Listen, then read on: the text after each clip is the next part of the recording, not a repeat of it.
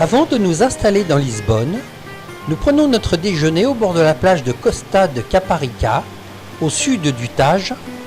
Beaucoup de vagues et plein de surfeurs. Au loin, on peut deviner la ville de Lisbonne.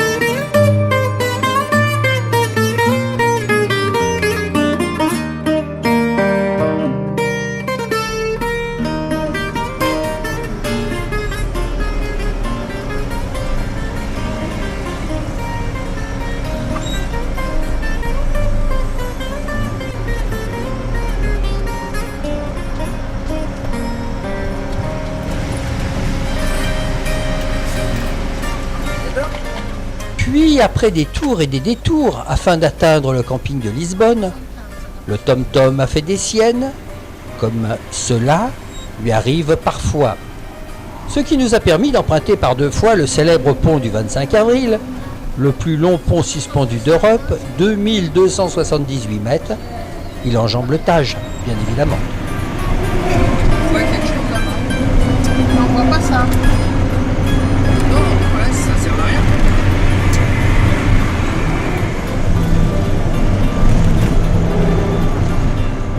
Les travaux de construction du pont ont commencé en 1962 et ont duré plus de 3 ans. Le pont allait s'appeler Saint-Lazare, mais avec l'arrivée de la démocratie, il fut nommé pont du 25 avril, date de la révolution des œillets.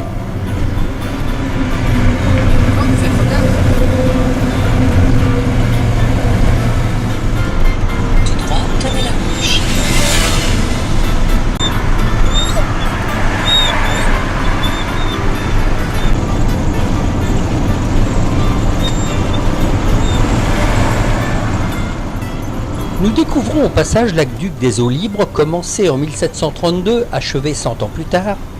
Il compte aujourd'hui parmi les monuments les plus spectaculaires de Lisbonne, mais pas seulement, puisqu'il continue de fournir les habitants en eau, haut de 65 mètres et long de 58 mètres.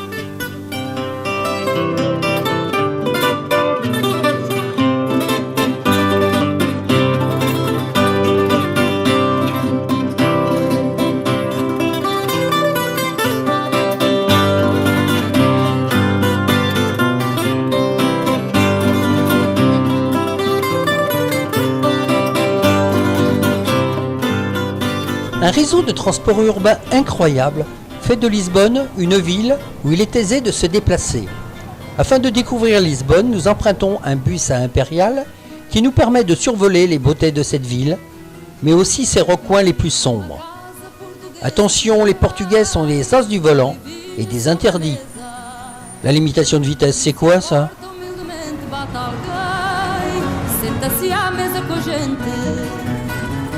Fica bem, esta franqueza fica bem, que o povo nunca desmente. A alegria da pobreza está nesta grande riqueza de dar e ficar contente. 4 paredes caiadas, cheirinho alecrim, cacho de uvas doiradas, 2 rosas no jardim. O azulejo, mais o sol da primavera, uma promessa de beijos, dois braços à minha espera. É uma casa portuguesa, com certeza, é com certeza uma casa portuguesa. No conforto pobrezinho do meu lar, há fartura de carinho, e a cortina da janela o luar, mais o sol que bate nela. Basta pouco, pouquinho para alegrar uma existência singela. É só amor, pão e vinho, o caldo verde, verdinho a fumegar na tigela. Quatro paredes caiadas, cheirinho alecrim, cacho de uvas doiradas, duas rosas no jardim. Le pont a coûté la somme astronomique de 2,2 millions d'euros et 3000 personnes ont contribué à sa construction. Il a fallu plus de 25 tonnes d'acier et on a déplacé 6,5 millions de mètres cubes de terre et de roches. La centrale Tejo, qui était une centrale thermoélectrique, éclairait toute la ville et la région de Lisbonne. É uma casa portuguesa, com certeza, e é com certeza uma casa portuguesa.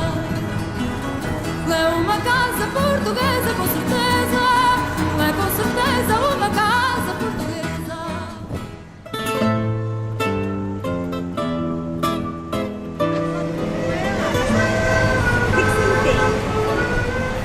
La Praça aux commerciaux est le lieu symbolique de la puissance et de la grandeur historique du pays. La place existait déjà avant le tremblement de terre qui a ravagé toute la basse ville en 1755. Elle s'appelait alors Place du Palais, c'était en effet le lieu de résidence royale. Au milieu trône la statue de Don José Ier, puis devant, symbolisant l'entrée de la ville, se trouve une arche gigantesque, l'Arco da Victoria, réalisée par Verissimo da Costa.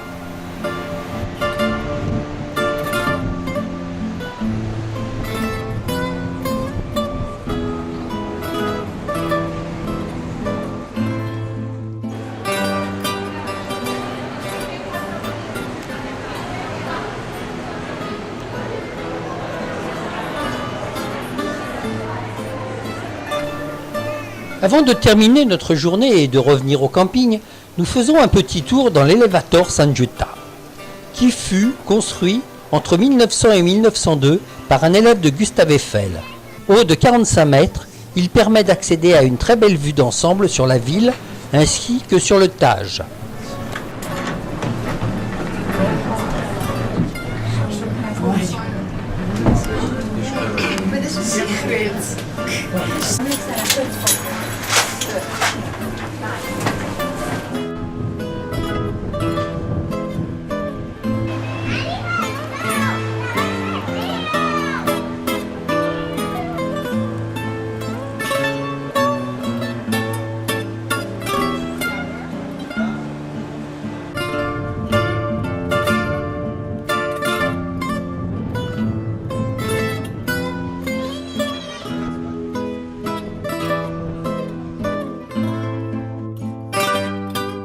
On rentre pas tout nous attend au camping. Le bus qui mène en ville s'arrête quasiment à la porte. Mais avec tous les détours, il faut presque 1 heure de trajet.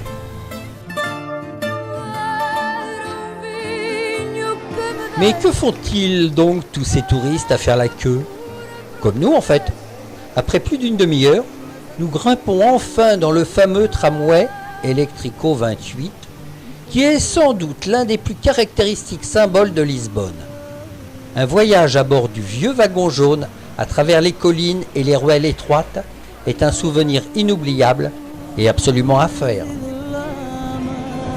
Dormi com eles na cama, tive a mesma condição.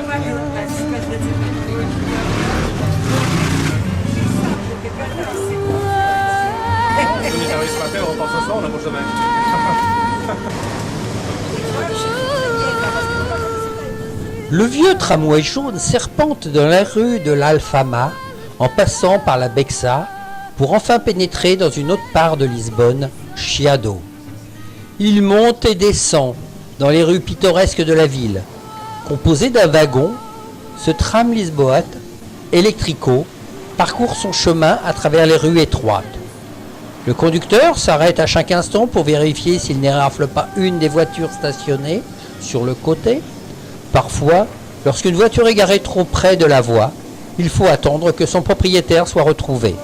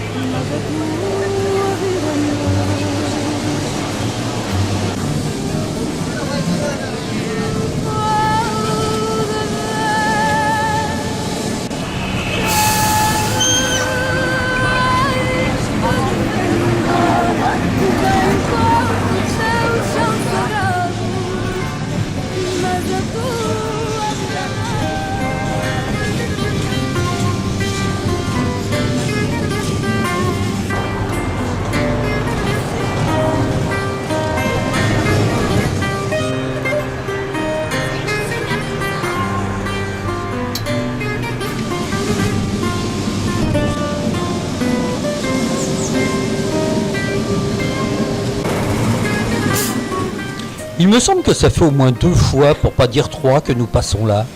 Ça doit faire partie de l'aventure du tram 28.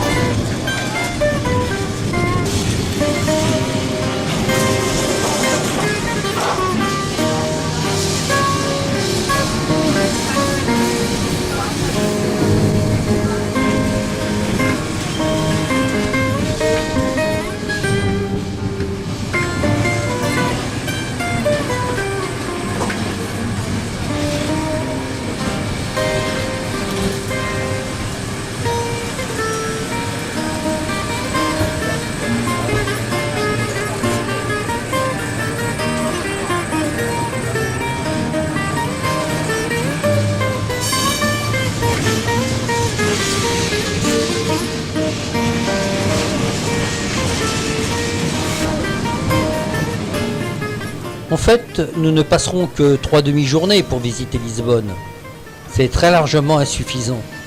Mais cela suffit juste pour comprendre comment est organisé les transports en commun. C'est la première remarque que l'on peut se faire. C'est fou le réseau et le nombre de bus jaunes, de tramways, de funiculaires, d'ascenseurs qui circulent en ville, sans compter le métro que nous n'aurons pas le temps de découvrir. Il faudra franchement revenir.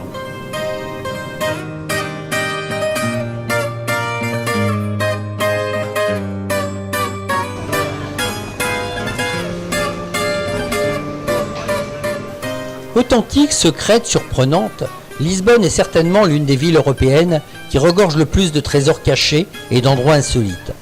Comme par exemple en franchissant la porte du 234 de la rue de Sao Paulo pour découvrir, caché derrière la façade d'un immeuble anonyme du quartier, un des monuments nationaux parmi les plus pittoresques de la ville, le funiculaire de Bica.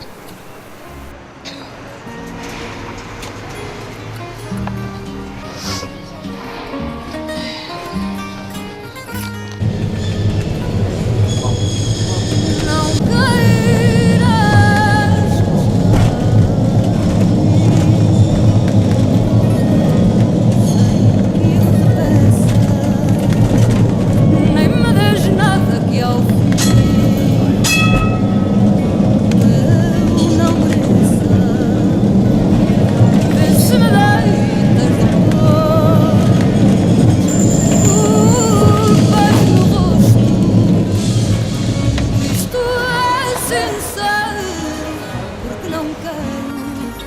dar-te um desgosto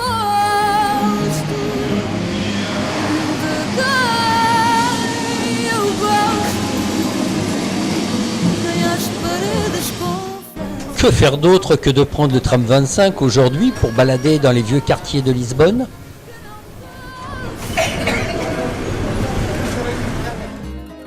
Podes sorrir, podes mentir, podes chorar também.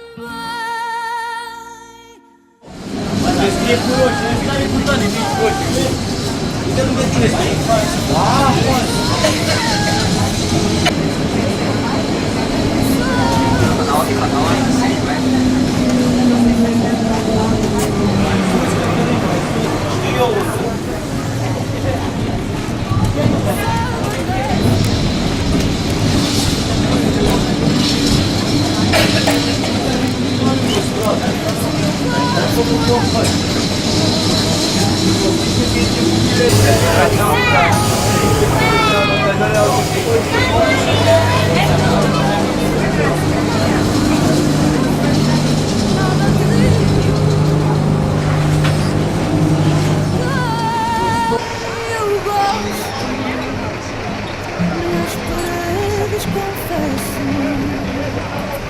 e até posto que não gosto de ninguém. Podes sorrir, podes mentir, podes chorar também. De quem eu gosto, nem às paredes confesso.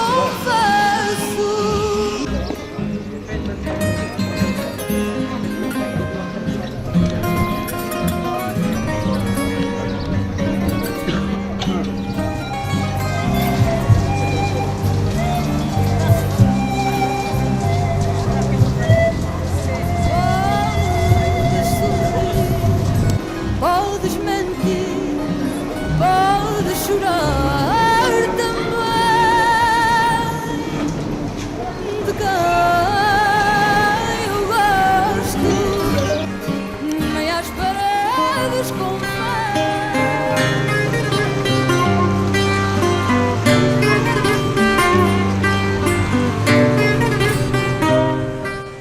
Pour ce dernier jour à Lisbonne, le temps des gourmandises, avec la visite et quelques achats à la pâtisserie la plus célèbre d'Europe. Nous avons découvert les pastéis de Belém, succulents, dans un cadre exceptionnel.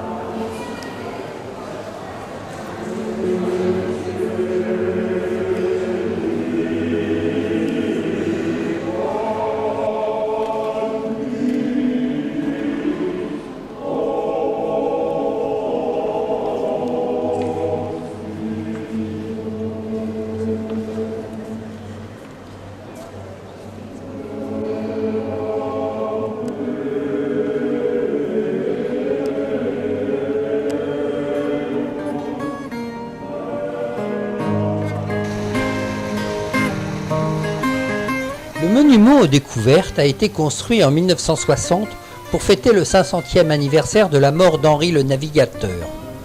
Le monument a la forme d'une caravelle. Henri le Navigateur se tient à la proue, une caravelle entre les mains. Deux filles descendantes, de chaque côté du monument, rassemblent les statues des figures portugaises liées aux grandes découvertes. À l'intérieur du monument, un ascenseur permet d'atteindre le 6e étage et un escalier monte jusqu'au sommet.